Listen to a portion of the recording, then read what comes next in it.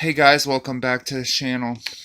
I've had a transmission problem, as you guys know. After I got the transmission rebuilt, the AODE, the input shaft blew after about 2 miles, and I had to pull it down, and as of last video you saw that. Well, I pulled it down and I had 4R70 parts, and honestly I've been really struggling with this transmission. Not the actual job of doing it, but the actual workmanship that I've been paying for to get the job done. Well, the input shaft, after I pulled it out, the seal, it wasn't correctly seated at the bottom and it pushed out. It wasn't seated all the way and pushed out.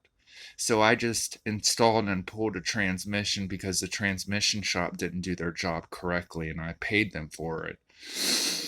Kind of disappointed about that, and my expensive billet flywheel went missing at the transmission shop, and now he doesn't want to replace it. He said he'd replace it, now he doesn't want to replace it. And that's $400 flywheel, and he keeps calling it a flex plate when it was a billet flywheel. So I don't know what I'm going to have to do about that, but this is where I'm at with the transmission, and this is a new unit right here. This is a Lentech AODE Street Terminator. Now, what's cool about this is a built transmission, and I've decided to go this route and forget about the AODE. Now, it has a pan on it. This is a totally built unit. Now, I'm going to tell you two things. This drives to, you can shift it up, bump it up the tree, or drive it and drive. And when it hits highway speeds, it hits overdrive. Now, these wires right here, you can hit a button and lock it out and only use it for drag racing use if you want. And also, this is a built unit from Lentech. Now, I don't know if you can see, but there's a 31 spline, like C6 input shaft there, and it needs a bearing or something here on the end. Has a little recess. It needs a bearing or something around that for the converter, and this is the issue I'm having. The converter is a 9-inch pro bracket converter, and this is a 4500, which is too much for me, but I'm going to show you the inside there. You see that little washer, whatever that is? It has to be the same way, or if not, that input spline's going to get messed up. So what I'm thinking I'm going to do, these torque converters for that specific application right there, that custom deal, is going to be like 1,000 to 1,700.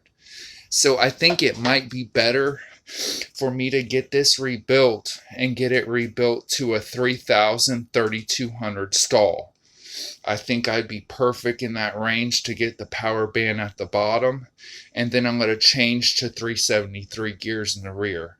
What I'm trying to do with this AOD is get 18 to 20 miles per gallon on the highway and decent miles in the city out of the SVO 351 Sportsman with that Street Terminator AOD transmission. Now, the gentleman had this for 10 years and sent it back to Lentech to get rebuilt.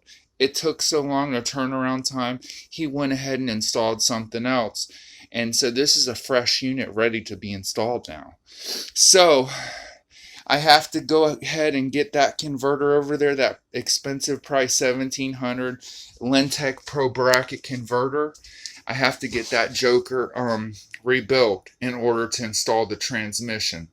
So I wanted to show you, this is what I'm going. This is what I'm trying to do.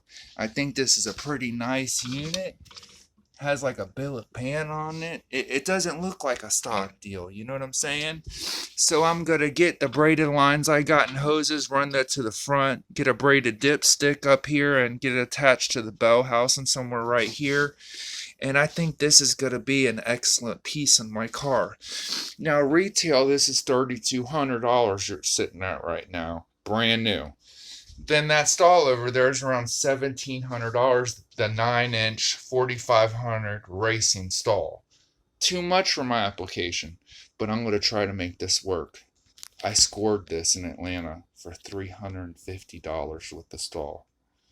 As always, guys, keep on dreaming.